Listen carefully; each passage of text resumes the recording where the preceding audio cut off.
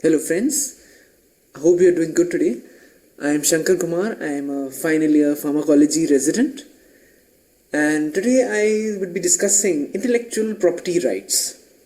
So as the name suggests, intellectual means something intelligent, some intellectual work which has been done by a person. So by virtue of that, his work becomes his own property, just like you own a house.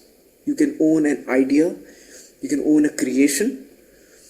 So once you own this creation or an idea, what rights do you have as the innovator, as the lead manufacturer? So I'll be discussing about these rights, the laws which pertain to these rights. And you can see over here the background which I have chosen for this presentation. This is actually a landscape from Iceland. It shows a cliff and a beautiful sea, I believe, against a scenic background. And this has a relevance to the current scenario, and you'll get to know why as we move on in the presentation.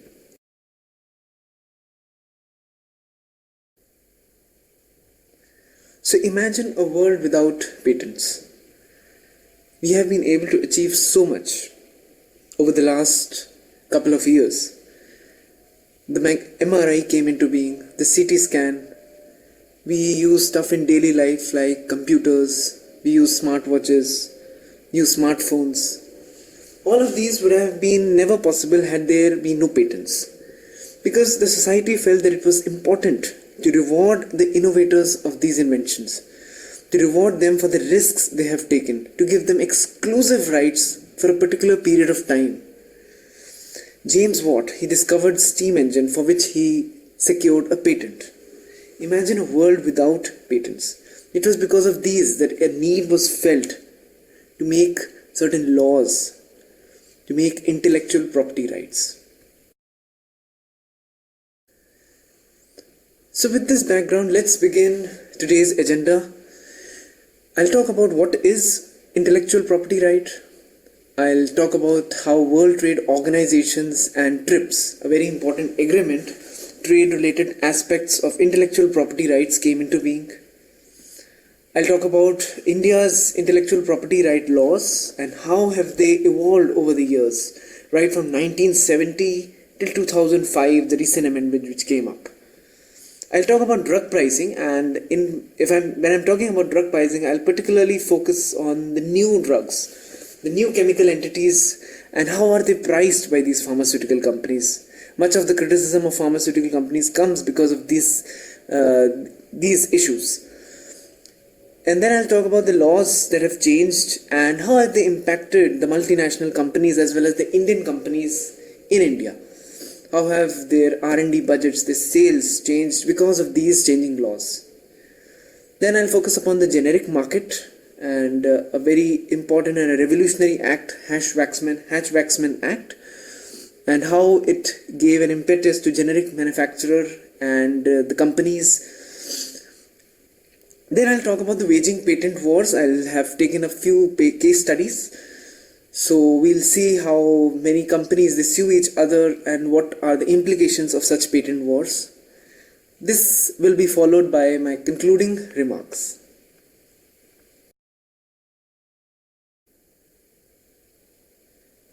I'm not going to bore you much with the legal definitions. So intellectual property right just refers to the creations of the mind. Now there are 5 types of intellectual property rights. They can be patents, they can be copyrights, or it can be a trademark or a trade secret or right of publicity. So basically, what are these different types of intellectual property? So patent can be anything. For example, let's say Edison, he invented the electric bulb. So it's a creation of his mind, it's an idea.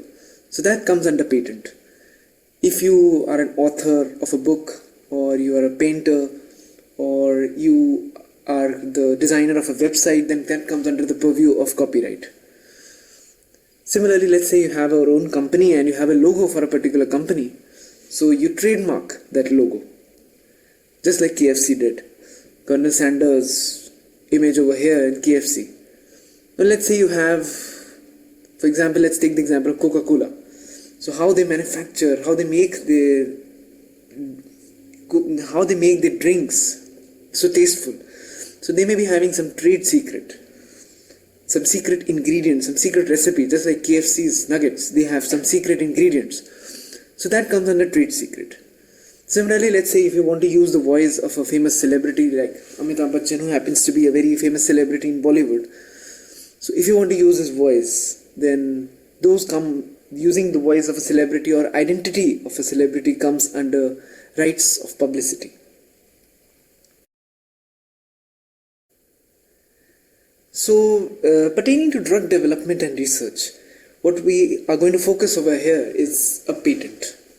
So patent basically gives an inventor an exclusive right for a limited period to stop others from making, using or selling an invention without the permission of the inventor. Likewise, patent can be gifted, inherited, assigned, sold or licensed, just like a property is. Patent right has territorial limitations. So for example, if you get patent for a particular drug in a particular country, it doesn't mean that you have the patent for that same drug in another country. Now a lot of advancements are coming up wherein you can patent a drug via a treaty known as PCT, Patents Cooperation Treaty, amongst different countries. And you can, by one single application, you automatically get patent for all those countries.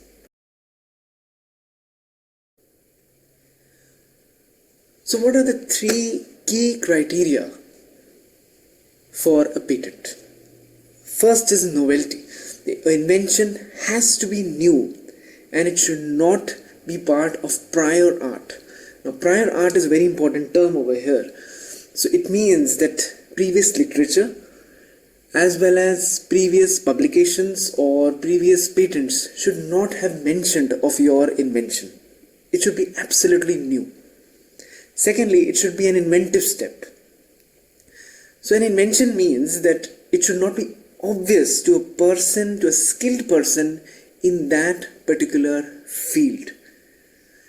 Thirdly, it should have some industrial application. It shouldn't be a redundant invention, it should have some industrial applicability.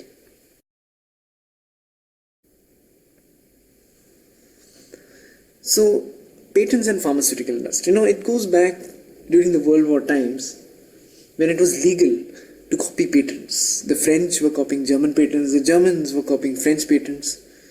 So copying of patents is nothing new.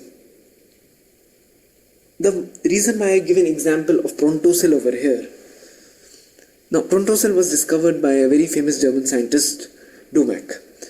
And he approached Bayer to manufacture Prontosel. And Bayer said that, okay, we'll manufacture Prontosel, but we won't let it out and keep it a secret. Because they wanted to get the patent first, so they wasted 3 or 4 years in getting a patent, but they were not manufacturing the drug.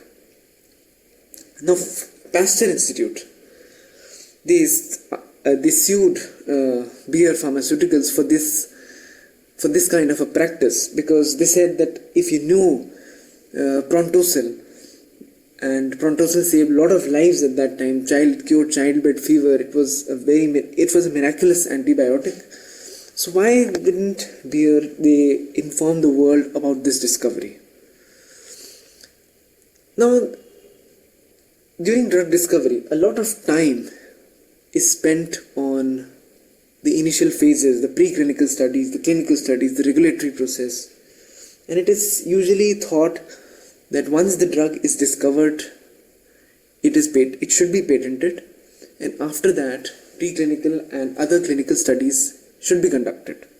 Now that's the problem in pharmaceutical industry, because you see, patent has a limited lifetime.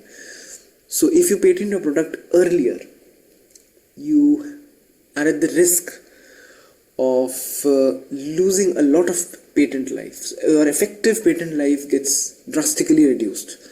And this is very common in pharmaceutical industry.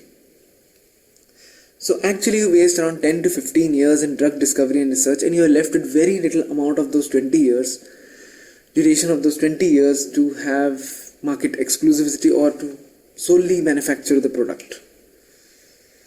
Now you can see over here the difference in the research and development expenditure of various companies, and you can see pharmaceutical industry ranks to only electronics in terms of R&D expenditure. Now that's not the only difference between pharmaceutical industry and other industries. Now it so happens in other industries, for example, let's say a company is manufacturing a laptop, so they may use a motherboard of Intel, they may use audio speakers of Realtek. So there's a lot of, as you can see, there's a lot of cross licensing and there is a lot of patent pooling in these types of industries. Now this can't happen in pharmaceutical industry, because in pharmaceutical industry a product is virtually equal to the patent. That's one difference. Secondly, it's very easy to copy in pharmaceutical industry. You can easily copy a drug with little capital investment. Now this is known as reverse engineering. So you get the product, you reverse engineer, you try to find out the active ingredients, and there you go. You get your own pharmaceutical product. It's very easy to copy. And India has done it during the 1980s or 1990s in making generic drugs for acquired immunodeficiency syndrome. So that's a very common practice in pharma industry. And that's also one of the biggest problems of patents in pharmaceutical industry. The pharma industry feels that the patent life is very short for them to gain enough profits out of their R&D expenditure. You can see over here the R&D expenditure from 2005 till 2010 versus the total number of new molecular entities approved. Now you can see the R&D expenditure is consistently increasing over the years, whereas the new products that are coming onto the market have drastically decreased. Now this situation is quite different compared to the 1980s. At that time, a lot of research was focused on finding cure for acute conditions. So infectious states, acute conditions which are relatively easier to cure because antimicrobials were invented or drugs for treatment of acute conditions were invented during those times. Now what happens in chronic conditions is that there is almost irreversible pathology. And after 1990s or so, when pharma industry had discovered more or less all the acute drugs for acute conditions, they shifted the focus to chronic conditions. And there are a lot of times when drugs, the hits, the leads, they fail in chronic conditions. So as you can see, a lot of research now is focused on chronic conditions, and therefore more and more R&D expenditure, whereas the number of drugs getting approved have drastically reduced. So what are the international bodies that govern these patent laws? So initially the main body that was controlling it was GATT, or Global Agreement on Trades and Tariffs. Now at the Uruguay round, the Uruguay round was conducted for a very long period, that is from 1986 till 1994.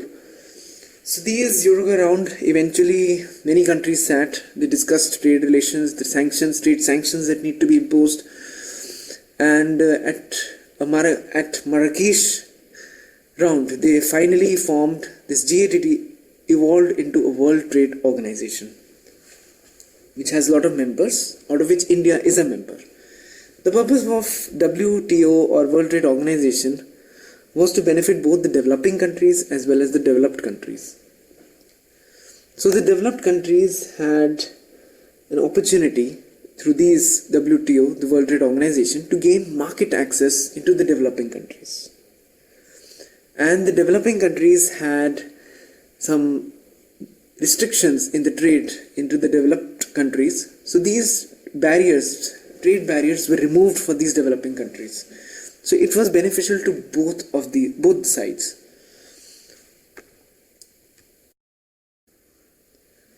So after the WTO came into being, an important component or an important topic of discussion of WTO was TRIPS, the trade related aspects of intellectual property rights.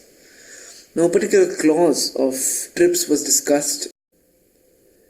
So TRIPS, the key points about TRIPS which I want to discuss over here are, first of all, that member states were not to discriminate in providing patent protection for any type of technology. Now, a particular problem was that a lot of developing countries, they were not patenting pharma products. because they said that we are going to patent only the processes. Like, for example, you discover steam engine. So that's a process, how steam is produced and how the engine works.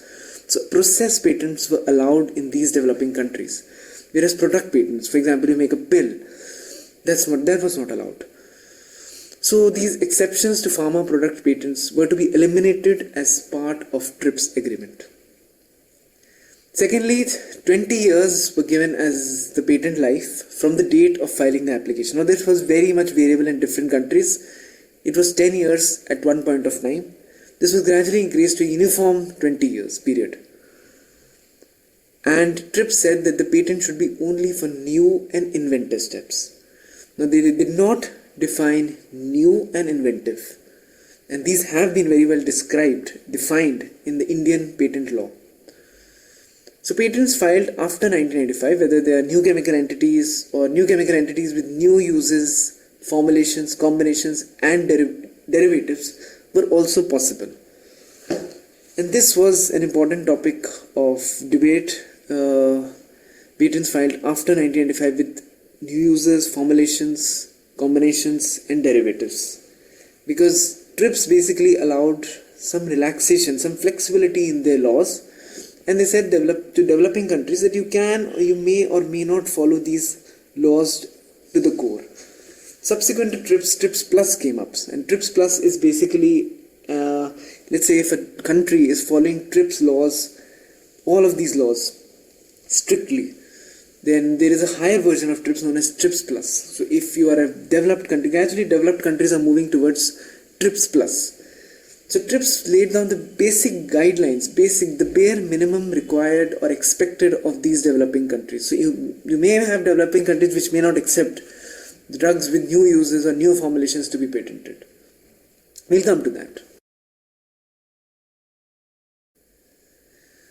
So in Doha Declaration, a particular point of TRIPS was very much discussed. Now what so happened in somewhere in 1980s, 1990s, AIDS emerged as a global epidemic, and these developed countries, they were making drugs, US was making drugs, and they started patenting those drugs. They were selling it at very high prices in developing countries. So these developing countries, they said that we can't even afford those drugs, so how can you deprive us of these innovations?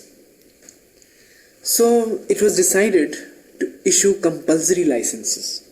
For example, let's say a patented HIV drug comes into a developing country, so the government of the developing country has the right to issue a compulsory license to its local manufacturer.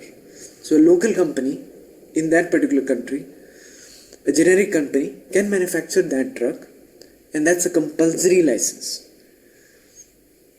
And the Doha Declaration described public health problems. So the problem has to be a national emergency, or it has to be a public health problem, but they did not define what would be exactly the definition of public health problem. So if Brazil, for example, feels that AIDS is a big problem, public health problem in their state, they can issue a compulsory license against a pharmaceutical company to have that product, to have, for example, Indinavir manufactured by a local manufacturer. Also, in the country, the importing country, the developing country or the importing country has to prove that they have insufficient or no manufacturing capacity for that particular drug. And also, they have to pay adequate remuneration or a royalty to the pharmaceutical company or to the innovator company. And that remuneration is basically decided upon the economic status of the importing country. So here I want to give the example of Brazil. Now Brazil tried to break this law. It told the pharmaceutical company, the companies which were manufacturing antiretroviral therapies, that we are not going to pay you and you are going to offer us discounts when the drugs were already available at the discounted price in Brazil. And they said that you should discount it to the level of least developed country. And pharma companies, they had their own stand. They said that Brazil is not a least developed country, it comes in the developing country category. So we will recover adequate remuneration from your side. So you can see these government agencies, in pharmaceutical companies, they've always had this tug of war, and at times pharma industries, the local manufacturers, the developing countries have been very much criticized for promoting their own generic manufacturers, their own local indigenous companies. And that's the point of debate for the big multinational companies against these developing countries. The problem with compulsory license is that, let's say if I am an innovator company and I want to manufacture a drug to cure a particular disease, I'll be focusing my attention more on diseases affecting the developed countries. And therefore, I will not focus on tropical diseases or diseases which are affecting developing countries, because I run the risk of being issued a compulsory license in these countries. So this problem of compulsory license basically drives a researcher's interest to problems of the developed world. That's the main issue with compulsory licensing.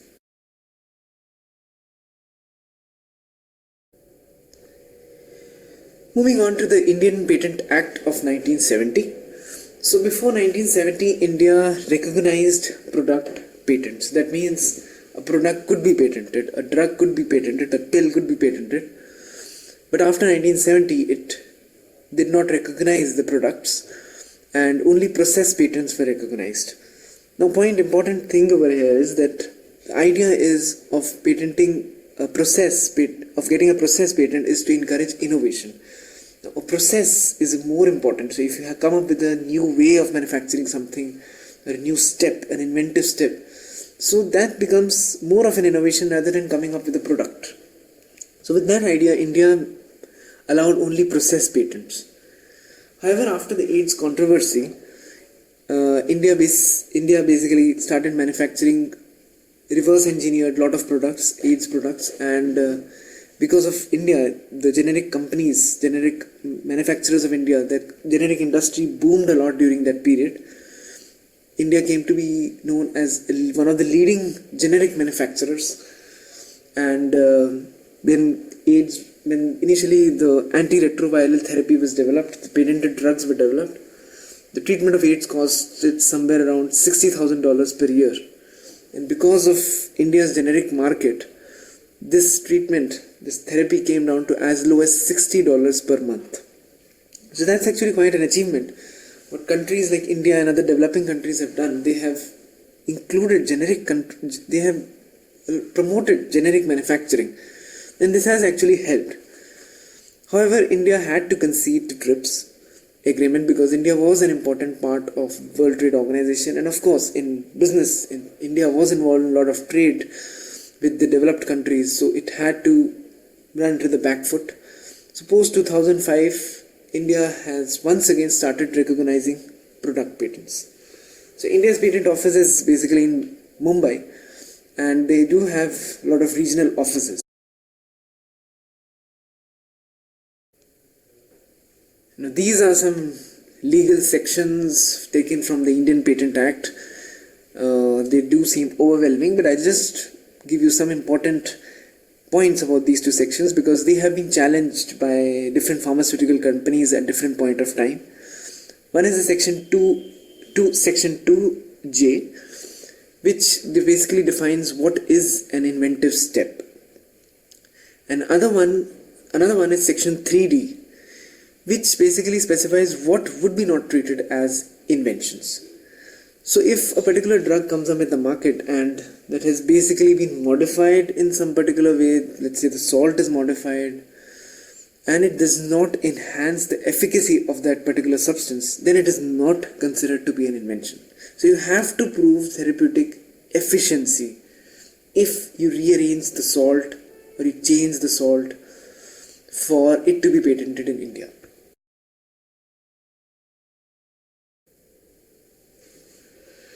Now coming to drug pricing of new products. So let's say if I am an innovator company, I come up with a new drug and I feel that drug is curing a particular disease X, for example. So I will look up a lot of factors. So there is no particular formula to calculate a drug's price. The company will look at the market size. What is the prevalence of that particular disease? So let's say if it's obesity. So what's the prevalence of obesity in my particular country or in wherever I want to market the product. And then what are the competitors? So if I make a new statin, I already know that there is atorvastatin and there are a lot of other statins. So will I be able to compete against them? So pricing is decided upon a lot of other factors. A lot of these complex factors come into play. The pharma companies usually talk to doctors, they talk to insurance companies. They determine how much the market, how much the consumer is ultimately willing to pay for the particular drug, to pay for the new drug. Now, at times they also have pharmacoeconomic analysis done for these innovator products. So what usually happens is that you manufacture a new drug, and the new drug is the company goes to talks with insurance companies. There are table conferences, and pharma companies usually come up with a figure, and insurance companies also come up with a figure. So if the figures match, let's say if pharma company feels that I want this much particular, I have invested this much on research and development of this particular product, and it's a unique product, there's no other particular product, there's no particular drug for this medical condition, and this medical condition is very common in a particular market, so I want this much investment, I want this much cost, I want this much payment for this drug. An insurance company feels, okay, fine, we are willing to pay for this. So that's how the pricing is usually decided.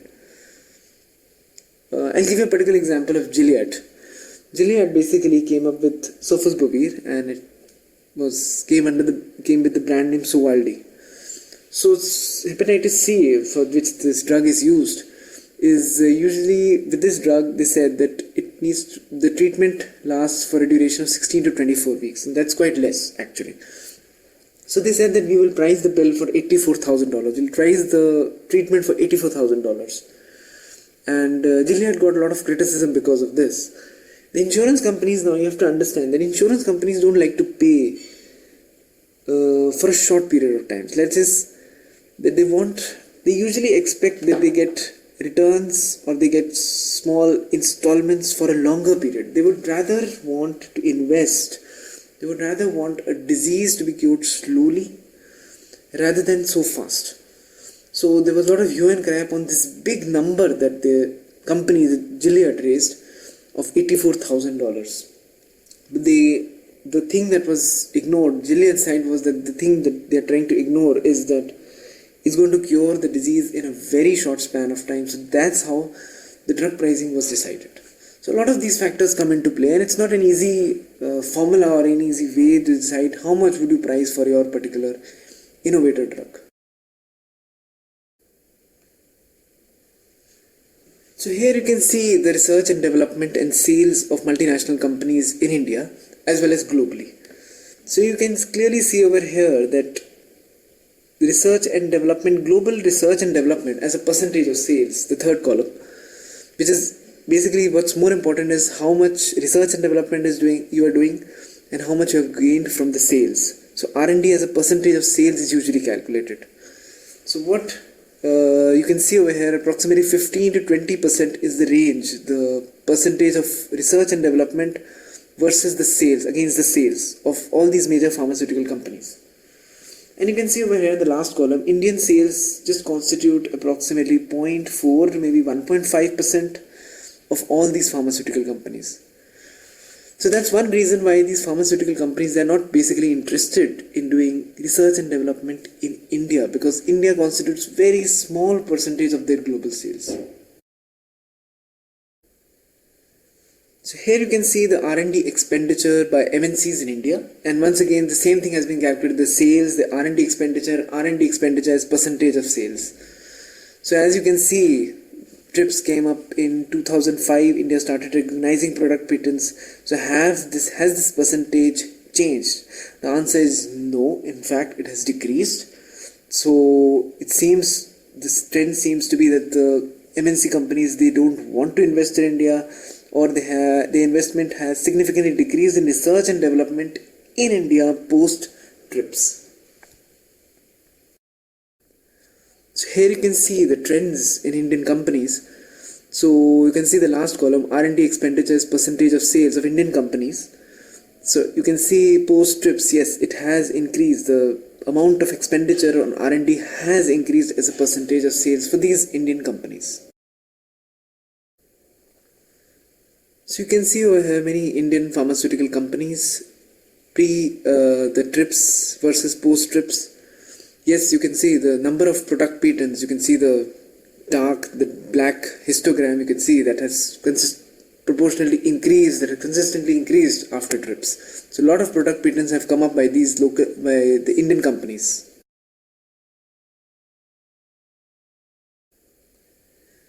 So what really happens is that an innovator company gets a patent for a particular lifetime of a drug. And the whole fight between the patent holder, the innovator company, versus the government, versus the generic manufacturers, is that they don't want to lose the patent. So it's like a cliff. They get a patent for a particular period, and once the patent runs out, these big companies, they don't want to fall over the patent cliff. So this is actually a term in pharmaceutical industry, patent cliff or a drug cliff. Simply because a drug has a limited patent life. So the main purpose is to retain market exclusivity and to cut out generic competition. So a very important act came up in 1984, which goes by the name of Hatch-Waxman. Hatch-Waxman Act, because they are named after the senators who made this act. So the purpose of this act was to strike balance between branded and the generic manufacturers and the consumers. And this act is very important, and it was a revolutionary act which gave impetus to the generic manufacturers.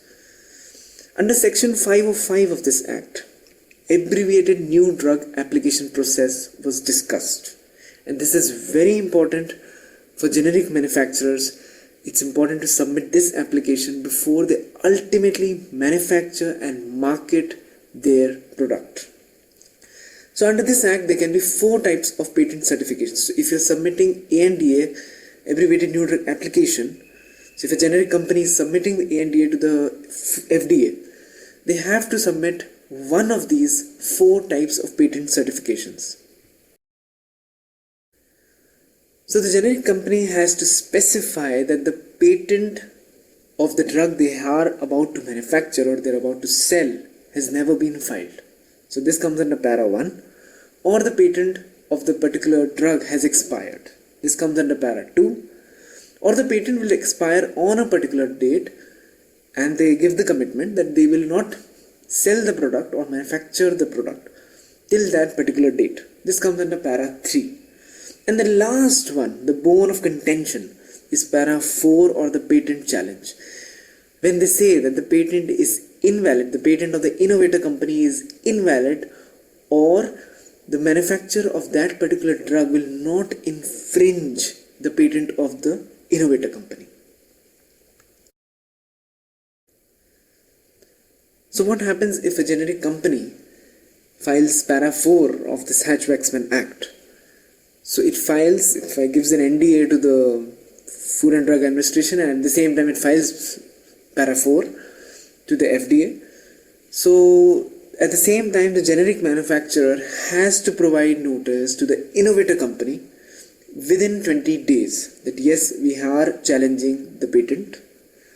Your patent is invalid, or we are manufacturing a product and the product will not infringe your patent. Now there are two options for the innovator company.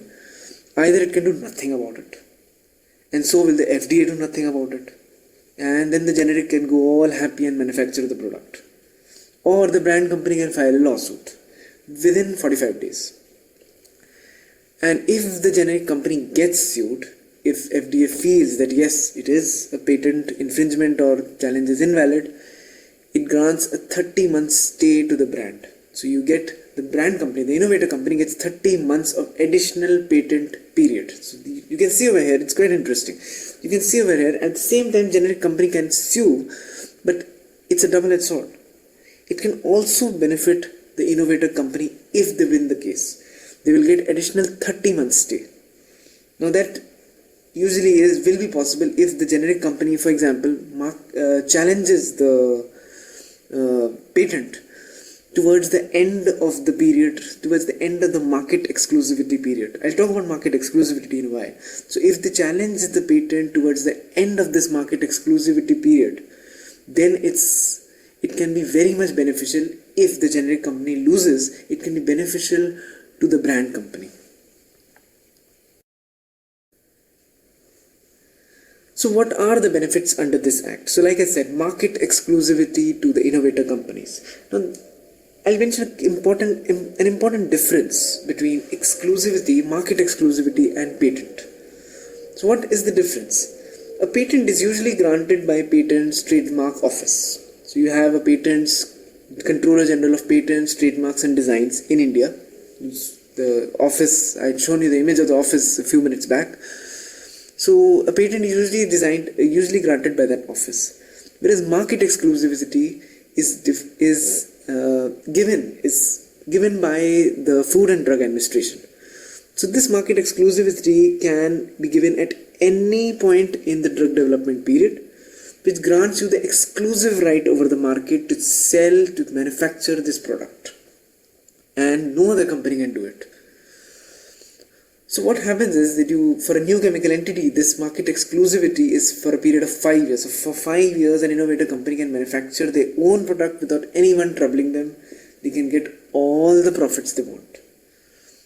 After that, similarly for orphan drugs, 7 years. For pediatrics, you add 6 months, depending upon which category it falls, whether it falls in NCE or whether it falls in the orphan drug category. Similarly, you have patent term restoration to the innovator.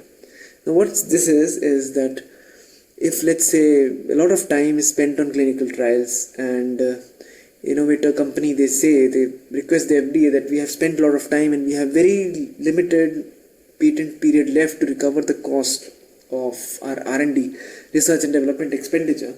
So they can file for a patent term restoration, and this usually is calculated, between the IND period and the NDA period, between the filing of investigational new drug application and the new drug application. So whatever time that interval is there, it's usually divided by half. So half of that time is given for the renewed patent life, or a maximum of 14 years. So that's the usual criteria under the Hatch-Waxman Act. Now, like I said, market exclusivity can be given at any particular point in drug development process. So it can even be given during the time of during the patent life of the drug, or it can be given after the patent life of the drug. So this is given for generic applicants. So if the generic companies, so there are a lot of generic companies, A, B, C, D, lot of generic companies, they come up, they file an application, we want to manufacture this product, the patent is expiring, or we want market exclusivity is expiring, we want to manufacture this product. So they get a period of 180-day market exclusivity to the first applicant. So it's always first come, first served basis. So sometimes it can be shared amongst generic applicants. So nevertheless, it's a total period of 180 days. And then what fancy word term I've used over here is Bolar provision for generic manufacturers. So in this, what happens is that if the drug in question is already in patent, so the generic companies, they are given the benefit to use this product for the purpose of conducting bioequivalence studies. So why is this important? Is because these generic companies can then conduct bioequivalence studies, and they have sufficient time, they can collect sufficient information for filing of ANDA. So this provision has been provided to. So as you can see, the benefits under the Act. This Act benefits both the innovator companies as well as the generic manufacturers.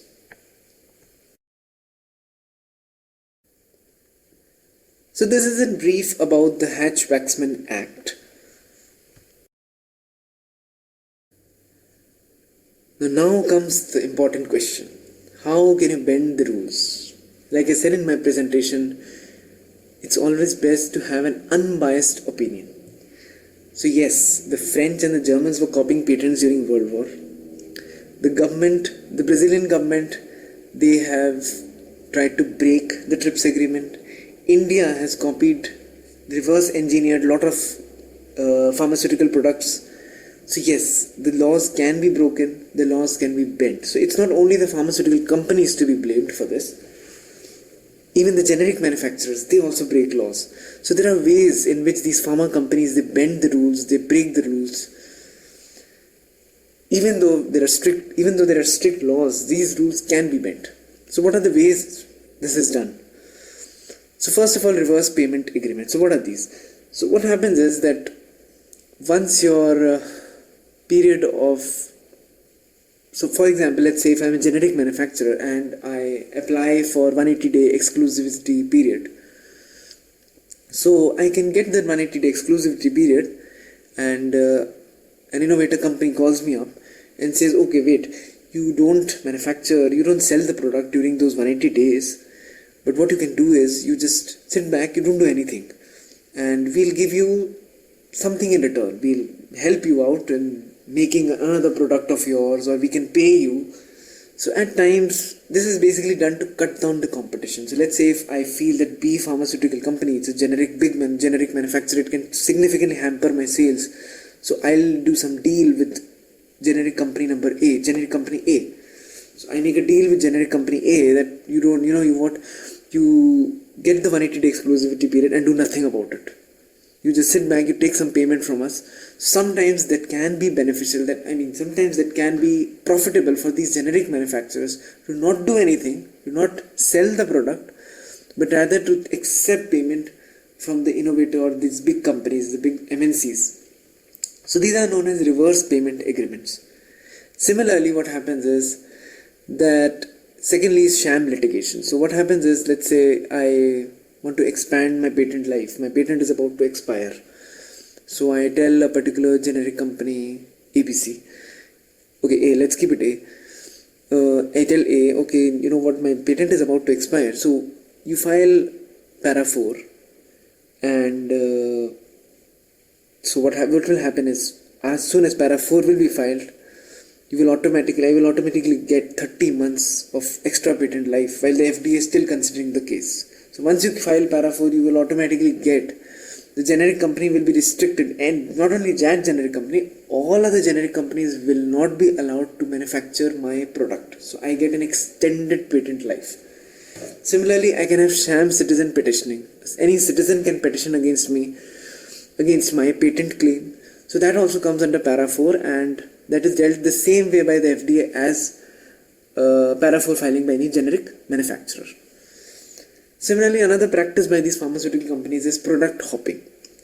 So now what happens is, say if I am selling a particular brand name, I'm an innovator company and I'm selling a particular drug under the brand name, let's take for example Apollo. So I have Apollo in the company and in the market, and my patent is about to expire. So what I'm going to do is I'm going to come up with some new formulation, and I'm going to change Apollo. Maybe I'm going to use a different salt. I'm going to use an ester form. Earlier I was using the alcoholic form.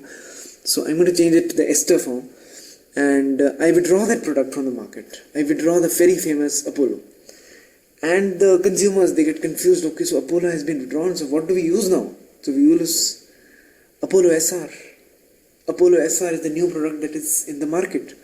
So that is known as product hopping. Just when your period, the market exclusivity is about to expire, you withdraw your old product and you come up with a new product just to keep up a brand name. So this has been shown to significantly deter the generic company's revenues. Similarly, the innovator company can go in for authorized generics. Now, what are these authorized generics? So these are actually drugs which are the same as the branded products. So let's say if I am manufacturing Apollo, I come up with Athena, another product. I change the name, and I grant someone else to manufacture this product. The product is same as that of the branded product. Athena is same as that of Apollo, and it's exactly same in active ingredient. It's exactly same in the inactive ingredient. Everything is same about it. Now the generic companies, usually what happens is when generic companies come up with generic products, the generic products will almost always differ in other ingredients. It will be same active ingredient, but other ingredients, the inactive ingredient, the coloring agent, they will be different. But not in my case. In my case, Apollo and Athena both are the same. This is known as an authorized generic. And this also significantly kills the market for these generic manufacturers. Because if I come up with my own brand name, I come up with another product, and that's actually the same. So that's known as an authorized generic, and that will definitely affect the market share of generic companies. Next is evergreening. So like I said, no one wants to get off the cliff. The innovator company feels that the cliff is very short for them, the patent life is very short, so they will try to evergreen the patent. They want a patent for like infinite years, and they will patent some salt form of it, they will patent some ester form, they will just modify the fixed dose, they will come up with fixed dose combination, or maybe they will change the combination at all altogether. So that's known as evergreening, and then they will apply for patent, of course. So that's known as evergreening. So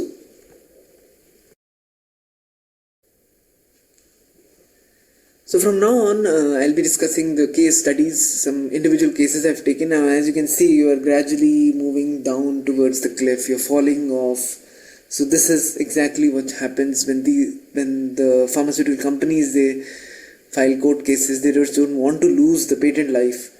So a particular example is Novartis versus Union of India. So what Novartis did was it came up with imatinib mesylate. It had the patent for imatinib mesylate, which comes by the name of Gleevec, for treatment of chronic myelogenous leukemia. So it came up with it wanted to patent a beta crystalline form of imatinib mesylate, and they said that it's an inventive step, it's an innovation, because we made imatinib, we converted it into mesylate, and then we added a beta crystalline form. So that constitutes an inventive step. That's what I was talking about in the Indian patent law, the term inventive step which they had defined. So they were fighting under this clause.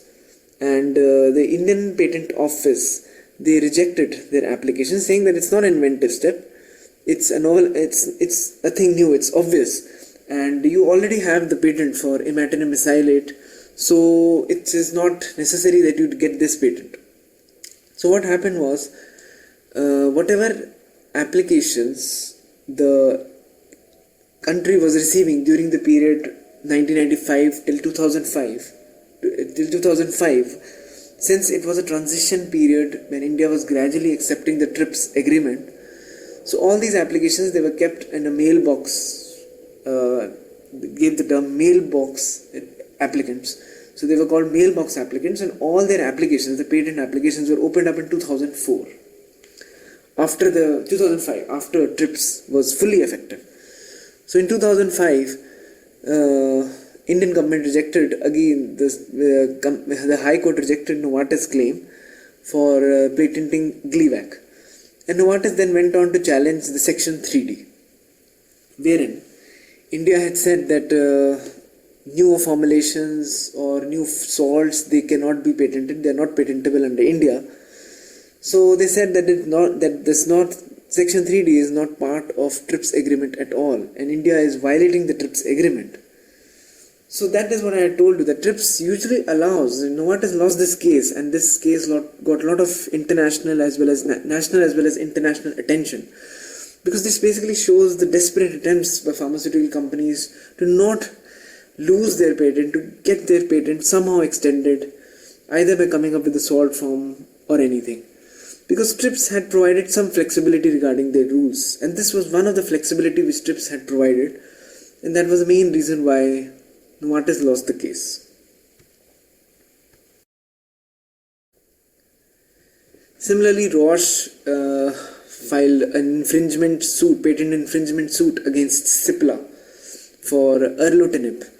So Roche was manufacturing it as Tarceva, and Cipla started manufacturing it by changing the salt form, and this also got a lot of media attention. Roche was a Cipla case. So it was questionable whether actually this is a case of patent infringement. So the judge, he believed that the lung cancer condition for which this drug was being made, so this was heavily prized by Roche. So based upon that, the judge felt that Cipla is fair enough and Cipla is manufacturing this product at a reasonably lower cost, and it was decided that it was judged that this is not a case of patent infringement, and this case I believe is still going on, and there has not been any settlement between Roche and Cipla regarding this case. Similarly, Pfizer versus Cipla case was also there. Cipla filed a case against Pfizer stating that the discovery of sunitinib, which goes by the name of Sutent, Pfizer's brand name, so that they challenged the obviousness clause that the invention, the sunitinib salt, is an obvious invention, and Cipla challenged this case because Pfizer changed the salt form of it. So Cipla challenged that this changing the salt form is just an obvious thing to do and that does not come under patentable category. So this case is again pending, and so as you can see that there have been a lot of cases, and these generic companies can either sue. Now it's not very clear why these, it's not very clear whether they are actually patent infringement cases or whether there is a deal between the innovator companies and the generic manufacturers. So it's not very clear. So we are discussing the cases, but it doesn't mean that they're straightforward cases, that yes, it's a case of patent infringement. No, it is possible that there may be side deals. Like I said, there are ways to bend the rules, so it could be possible. There are these, especially the cases between innovator companies, MNC companies and the generic manufacturers, there is always a chance that there could be some side deals, maybe Pfizer or maybe some XYZ company. I'm not blaming any company. Maybe some XYZ company wants to expand, increase its patent life, so it may come up with a side deal with some generic manufacturers. Okay, you know what, you file a patent infringement suit against us, so that way we are going to get extra life. This is another example of a case wherein Merck, Sharp and Dome, they came up with patenting sitagliptin's phosphate salt. So what happened was, Indian Patent Office, they rejected the phosphate form of sitagliptin. They said it can't be patented. It's an obvious thing. So MSD, they gave up the idea of getting it patented, and Glenmark, they started manufacturing this phosphate form of sitagliptin, and because there was no patent was ever filed by MSD, and even when they filed, they got rejected. So the court argued. So what MSD did was they filed a court case against Glenmark, saying that it's an act of patent infringement. Now the Indian court decided that how can it be an act of patent infringement when you don't even have the patent for the phosphate form of sitagliptin? So you can see the attempts by pharmaceutical companies of the MNC companies, how they have muscled the generic manufacturers. Even if they don't have the patent, they sue the generic manufacturers for making the product. So that shows how we are moving gradually, falling over the cliff. Now this case got a lot of media attention because in this case, now usually what happens is the judgment is usually in favor of indigenous companies, the Indian companies, and the generic companies for that matter. And MNC companies usually tend to lose in such cases because they first of all price heavily. So this was one such case wherein Roche, it had the patent for Herceptin, but that patent was not in India. What happens is that a lot of times it so happens that MNC companies, they don't want to patent a particular product in India simply because they want India to import the drug. So they don't patent it because they don't have any intention of manufacturing the drug in India.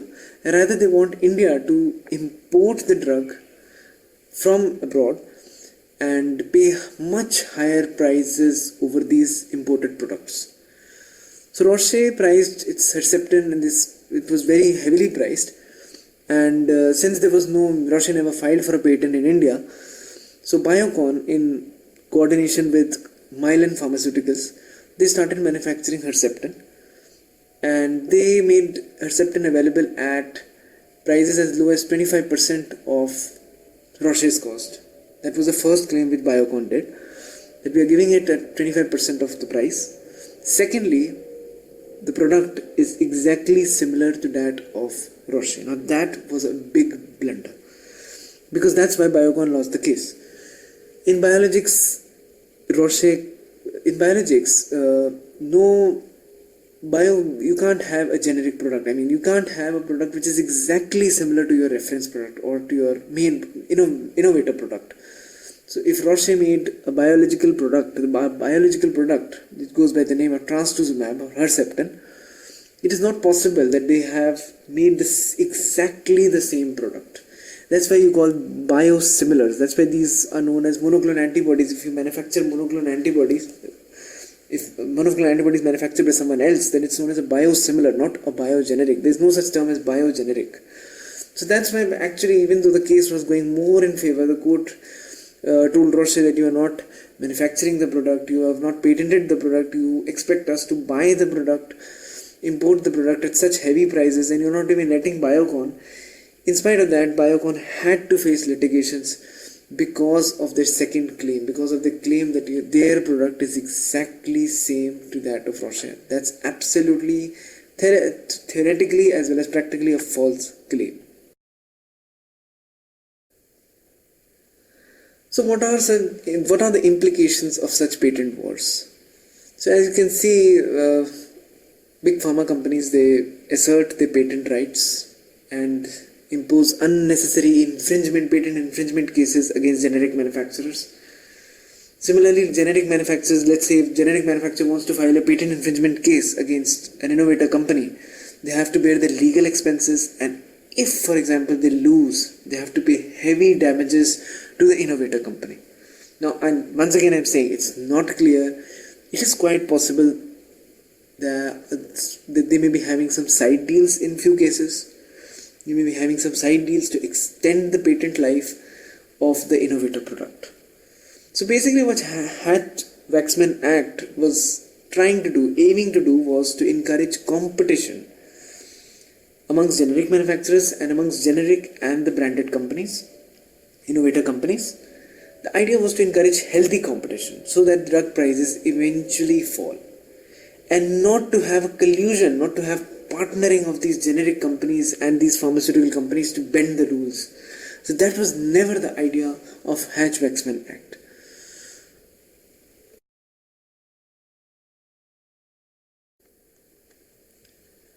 So as we have moved up the cliff, we went down the cliff because of all the court cases we have.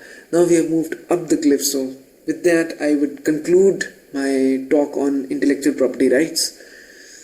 So first of all, is there an end to these patent wars? Well, seems to me that the answer is no.